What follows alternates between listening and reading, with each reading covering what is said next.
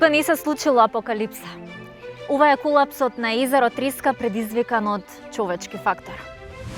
На местото познато како Кривина, во 1978 година, преку само финансирање на граѓаните на град Скопје, е отворен овој туристичко-рекреативен комплекс заедно со вештачкото езеро Треска.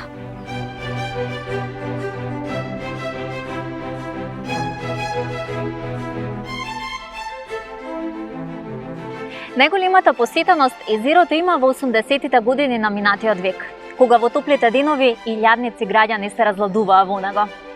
За жал, 2 децении од неговата изградба во 1998 година водите на езерото беа прогласени за штетни за капење, во што Треска започна да го губи својот сјај.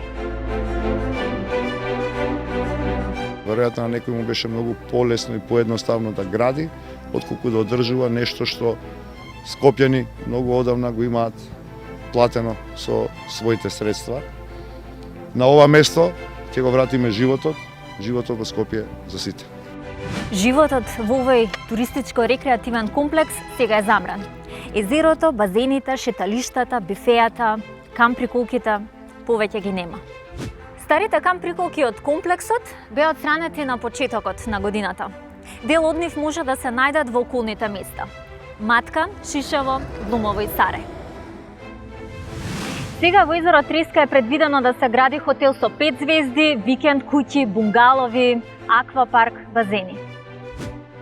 Од општина Сарај вела дека ова инвестиција би чинела околу 200 милиони евра.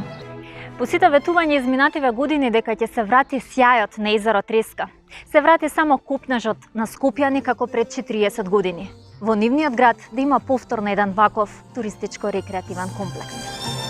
Да се смириш и езеро море, тешки бури имаше ти.